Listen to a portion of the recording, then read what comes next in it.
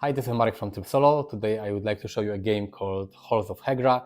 It's a game published by Tompet Games, and thanks for sending it for review. Halls of Hegra is a war game, strategy game about Norwegian volunteers fighting with German forces in the early days of World War II. This is a solo-only game, a game for a single player. It's a game where you basically try to survive. Everything that happens in the game is against you, and you will try to survive in the abandoned fortress and try to fight the overwhelming German forces. You have worker placement element in this game, area control, a little of tower defense. Now I'd like to show you how the game plays, more or less, because there are a lot of rules and a lot of things that are going on in this game. Even though this is not a typical war game with a 100 pages long rulebook, but still there are some things I would like to show you more or less how it plays, and then I will tell you what I think about it. This is Halls of Hegra prepared for solo play, because this is a solo only game. And this is the main board that shows you different like worker placement areas, different areas where you will be able to send your soldiers and volunteers to perform different tasks. Here you have the main map that shows your the fortress where you are located, that you are trying to defend. You have the city and different areas, supply routes and supplies that you will try to bring back to the fortress. Here you will also place German patrols during the game and German artillery. You will be able to send your soldiers to fight with the patrols with artillery. So this is the map, and here are different sections. The game board is really well designed because different sections, they have numbers like 0 mobilization, 1 defend the walls, 2, 3, 4, 5, 6. And during the game you will perform different things according to the numbers. The whole game is lasts for 11 days. The 11 days are divided basically into 3 sections. We have mobilization, then you have first attack, and then you have the siege. Siege is divided into 2 parts, but basically it's mobilization, first attack, and siege. And each part of the game plays a little differently, because the beginning of each day differs depending on the part of the game you are in, because you will do different things in mobilization, you will perform different things in first attack, and then during the siege as well, because you have this additional board that is located here. And this is what you will do. You have additional actions in the first part of the game. During first attack you will have to rotate this board, and you have different things. And during the siege you will remove the board completely from the board, and you will perform additional actions here. So this is a really cool idea, because the board basically shows you and tells you what to do during the game. Here you have the event cards. Normally they should be located above the board, but I wanted to show you in the frame, because otherwise they won't fit in the frame. And each day you will start the day by drawing the card from the corresponding deck and do the things that are written on the card. There are always bad things, and this whole game is about survival. You cannot win the game by defeating your enemy. You can win the game by just by staying alive, by surviving, and depending how many soldiers survive at the end of the game, this will be your outcome. But your main goal is to survive, and the game, the event cards, the morale cards will always give you bad things, bad effects, and some negative things. And during each day you will basically try to fix all the bad things that happened and try to survive. You have a recruit bag. Here you will be able to recruit your volunteers. Here is the patrol bag. You have different units German units that you will place on the board. And hit bag is used during the siege part of the game. You will draw different tokens from this bag, and the tokens will show you what parts of the fortress were damaged or destroyed by the German artillery. So, the first part, mobilization. During mobilization you will take one of the cards, you will take this card. It shows you what type of weather you have, because you can have sunny weather, cloudy weather, or snowy weather.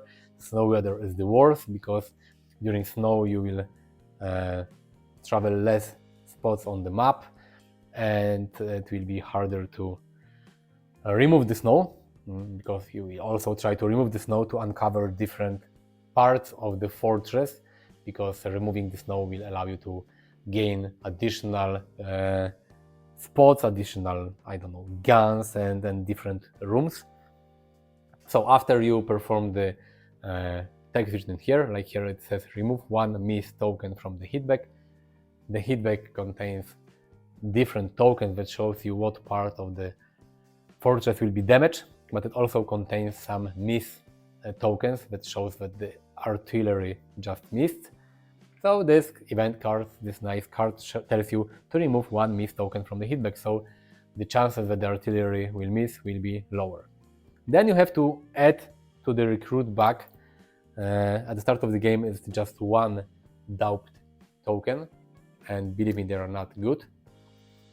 But during the following turns, following days, you will have to remove, to add more doubt tokens, because there is this doubt track that tells you how many doubt tokens you have to add to this recruit bag. So after you do this event, you can recruit your volunteers, at least during the mobilization and first attack stage, because during siege you cannot recruit any more units. So how it works? This is a bag, it contains different units, and you can take up to 4 tokens from this bag, and you do it one by one. Let's say this is my first token, this is medic, I will put it here. Now I want to take another one. You can always stop, but you can take up to 4. Second one is this green, I don't remember how it's named, but this unit helps you to bring supplies back to your fortress. And you can continue. Let's say the third one is doubt, and this is the worst scenario, because when you take the doubt token from the bag, you can only keep one of the units. The rest of the units will be put into reserve, because they doubt, they don't believe in the success of the of your military action here, and they will be removed from the game. When you take the doubt token, you can only keep one. You put the one unit into the ready area, and to remove the rest, and of course you put the doubt token back into the bag. So this is kind of push your luck mechanic, because you can decide how many tokens you will take, up to 4. You can stop any time, but the more you take, the bigger chance to take this doubt token. After that, you can place your workers on different spots of the board. During the following days, you will have to spend supplies or morale to take tired units from tired area to ready area, because after they perform different tasks, they will be tired, they will be placed here, and you will have to spend supplies and morale to motivate them to do even more work in following days. Mobilization, this is the first part of the game. Here you will be able to open new supply routes. You will be able to add more different types of supplies here. Then you will be able to send your units, your soldiers or volunteers to bring the supplies back to your base. You will be able to negotiate and lower the fear track and the doubt track. Fear tells you how many units will run away after mobilization step of the game. Doubt tells you how many doubt tokens you have to add to this recruit bag. But as I said, this action will disappear after the first 3 days, because then you will move to the first attack stage of the game. But mobilization, the first part of the game, is basically the part of the game where you have time to prepare for the attack, to prepare for the siege, to gather as much supplies as you can, to recruit as many units as you can, to fix different things in the fortress, to remove the snow and shovel the snow, to uncover bonuses and additional rooms in your fortress, because during attack and siege especially, your main goal will be to survive the attack, to destroy the German soldiers, artillery and patrols. Then after the mobilization step, you can defend the walls, but in the mobilization phase you have no units to defend from. Then you can fire artillery. And try to hit soldiers in front of the fortress in the following in the siege and first attack stages. You can fire at the map row here to remove German patrols or remove artillery, and you can also try to hit Vern's airfield and gain additional bonuses like remove one air tile stack from here, add miss tokens to the hit back, gain morale, or move the surrender marker down. Then you can do a supply run. You can send your units to go get the supplies. They can move up to 4 spots during snowy day. During normal day they can move up to 5 spaces, and in the sunny day they can move up to 6 spaces. And here you have different routes. You can move the tokens here. If they get to the supplies, they can, in the following turn, they can bring the supplies back. With supplies they can move 1 spot less because the supplies are heavy, so they will move 1 step less, unless you have this green unit with the muscle hand, because they can carry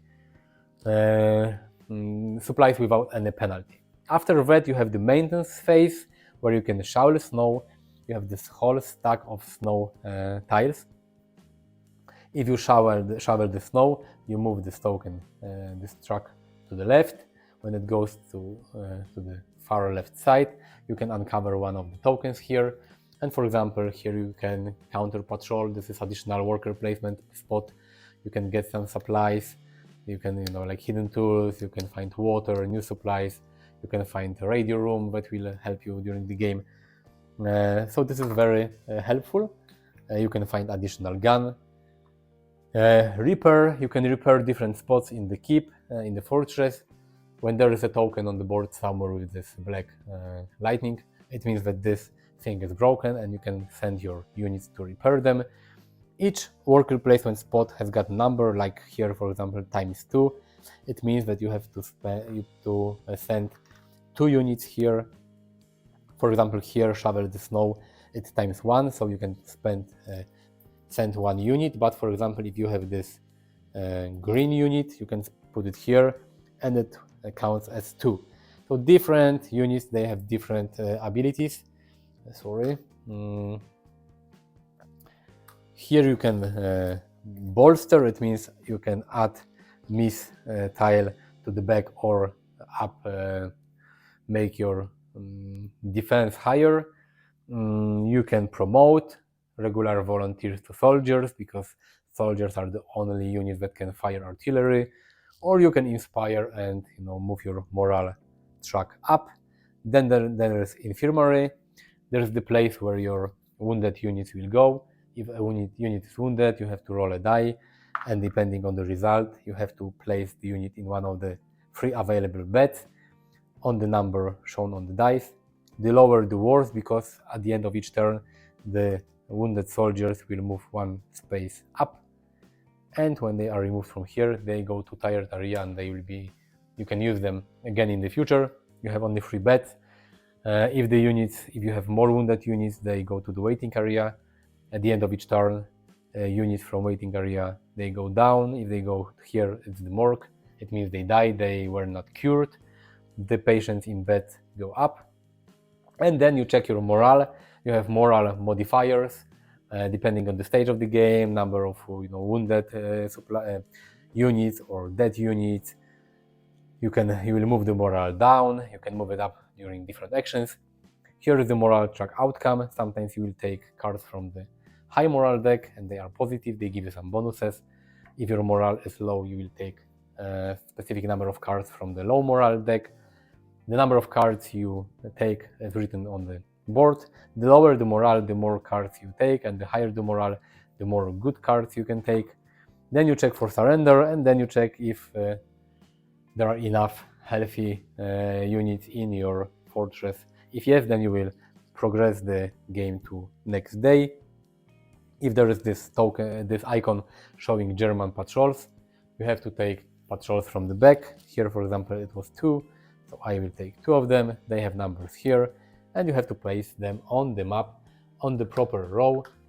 The color of the row corresponds to the section of the game you are in. Green for mobilization, orange for first attack, blue for first part of the siege, and this orange one for the second part of the siege. And the game continues. At the start of the next day, you will take another event card. You will try to recruit soldiers and do different worker placement actions here. After 3 days, you have to flip this board, and you will add from day 3 to 6, you will add German soldiers here. They will try to move up on this track. They will try to attack your defenders. They will try to attack the units in your fortress.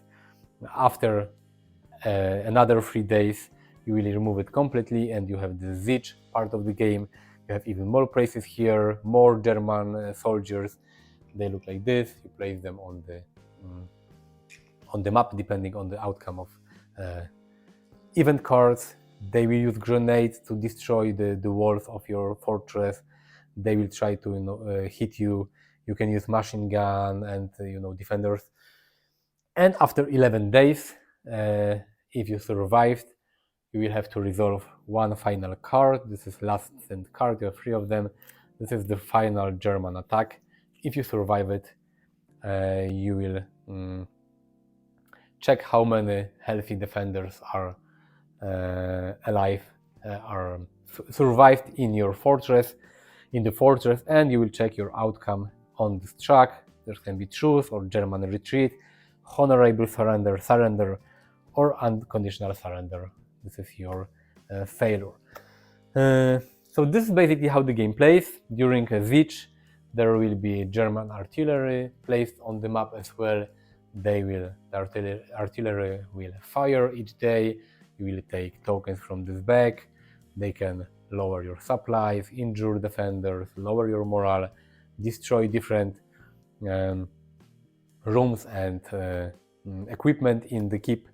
So you have to survive in order to win the game, and this is how you play Halls of Hegra. So what are the pros and cons of Halls of Hegra from a perspective of not a war gamer, because I normally don't play a lot of war games, mostly because I'm scared of them, and when I see 100 pages long rulebook and 50 bags full of small cardboard tokens, I'm already afraid. So I don't play games like this. Halls of Hegra is cool because it's like a middle point between modern board games and still a war game. So what are the pros of this game? This is a solo-only game. This is a pro for me because I play games mostly solo, and my channel is about games that can be played solo. So a solo-only game is a pro.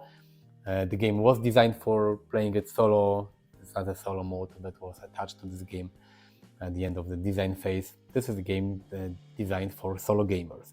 It's a very thematic game. Everything you do in this game, you can feel that this is a siege, this is the fortress, World War II. The actions make sense, the artwork, everything fits well together. This is not a game that could be about anything else, and the theme and story is just attached artificially. You can feel that everything you do in this game makes sense, and you can imagine the whole siege and attack and defending the fortress. I like the visual aspect of this game.